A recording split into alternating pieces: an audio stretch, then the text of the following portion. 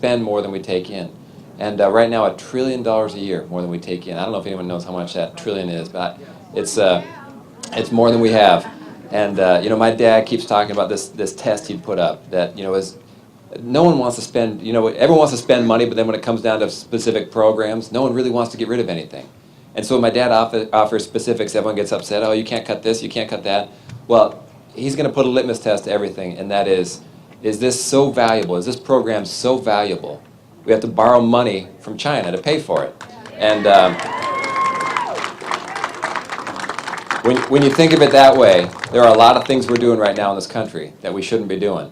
And a lot of places we're spending money we shouldn't be spending money. I would tell you, my dad considers himself a frugal guy. I really know he's cheap. We learned that really early in our house. I remember going to Dad for money once, and it's like, man, I won't do that again.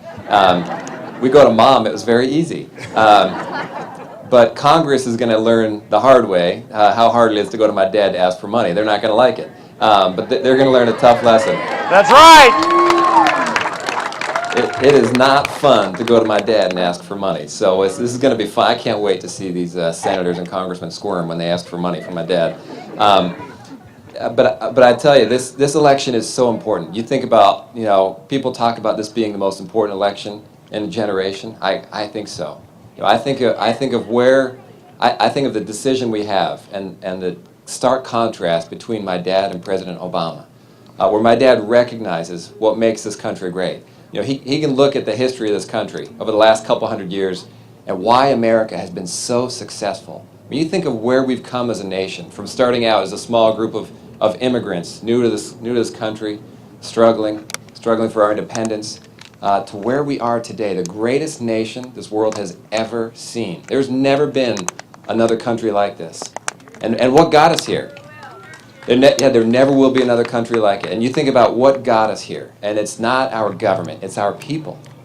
It's our people who fight hard, who are entrepreneurial, who are given the freedom to pursue their own interests. Our founders believed that if we allowed people to do that, to go out and pursue their own interests and dreams, that it would lead to success for all people. And you look at what's happened in this country, and they were right, and they got it right. And my dad recognizes that we don't need to transform America. We don't need to look for inspiration to Europe.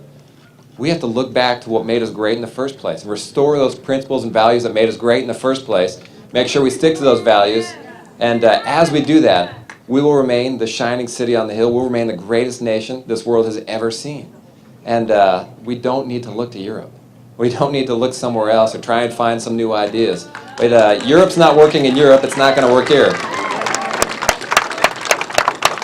I'll just tell you a quick story. I got to go with my dad to Israel a couple months ago, and it was a very emotional trip for me to be able to see my dad there. I wasn't sure if people in Israel were paying attention to American politics at all, if they'd even recognize my dad or know who he was. Our first stop was in the middle of the night at a hotel called the King David Hotel. And when we showed up that night, I wasn't expecting much, but there were a couple hundred people that were waiting in the hotel for my dad to show up. And when they saw him, they cheered and shouted and wanted pictures. And it was just really, I thought, man, there's at least a couple hundred people in Israel who are paying attention.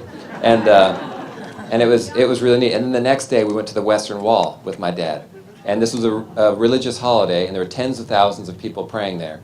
And my dad wanted to go to the wall to pray. And as we got there, everybody that was praying and preaching and having religious ceremonies stopped what they were doing, looked at my dad, gathered around, and started cheering for him. And that experience, those people understood what's at stake in this election. I actually met a man after that who took me by the arms, and his English was broken, but he came up to me and pointed in my face. I got nervous at first. I thought he was going to yell at me. But he said, "We need your dad. We need your dad. We need your dad." They understood how important this election is, not just for the 23 million Americans, not just for each of us who are suffering under this slow recovery, but for freedom-loving people all around the world who depend on America for what we stand for.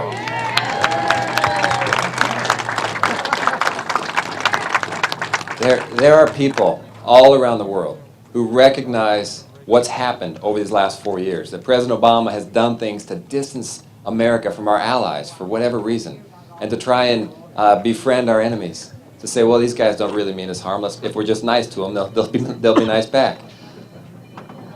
My dad understands that the greatest hope for peace in this country, and the world, I mean, the greatest hope we have for peace in the world is a strong America. America who stands with its allies, who stands for freedom, stands up for its allies. I mean, you think of Israel, how important an ally that is. We also went to Poland on that trip, and the reception we had in Poland was just overwhelming. America stands for so much. My dad understands that this is an exceptional place with exceptional people, and our values are exceptional, our culture is exceptional. This is an amazing place. He understands that he's going to fight for it, make sure he's going to restore the principles that made us great, make sure that America remains the greatest nation this world has ever seen. I will tell you, as I travel around the country, the thing that always touches me the most is when I meet people who tell me they're praying for my mom and dad. It always moves me. Everywhere I go, I hear that. And I realize they're praying not just for my mom and dad, but for this country. And that means so much to me. And you think about the millions of Americans right now across this country who are praying for this country, praying for our future, praying for our kids. That's what this is all about. I do know that God does bless America.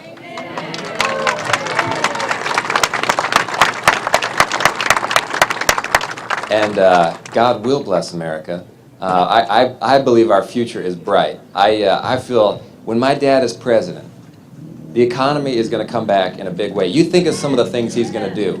Get us energy independent, get us trade agreements with our partners. I mean, this economy is going to come back in a big way when my dad's elected president. I predict, actually, November 7th, as soon as people realize what's going to happen, that my dad will be president, we're going to start to see an economic recovery. So I am very optimistic about our future. I'm actually also very optimistic about my dad's chances, not only here in Nevada, but all across the country. We are seeing so much energy. The people that are coming out. Let me ask, how many people here are at their first political rally or volunteering for the first time in their lives? That's why I know we're going to win.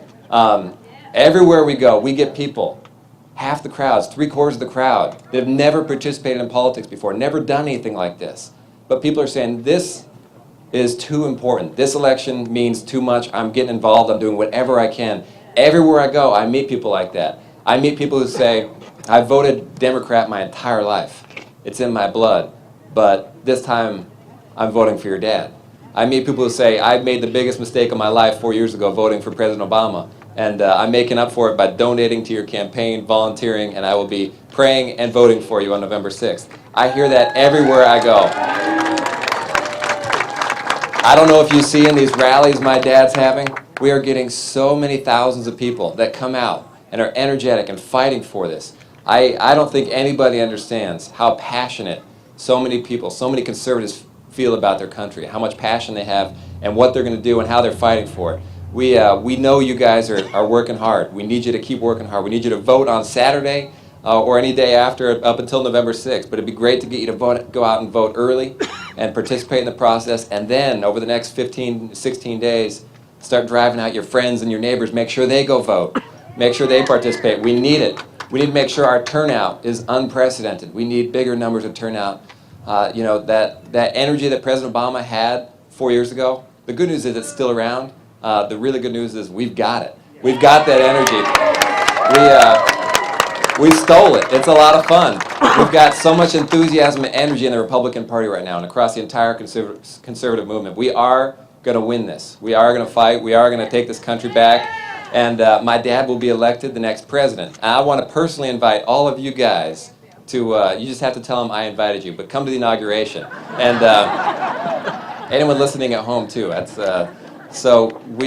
want you guys to come party with us in January. We're going to get this country back, make sure we remain the greatest nation on earth. But I want you to help me elect my dad, the next president of the United States of America. Thank you all so very much. Thank you.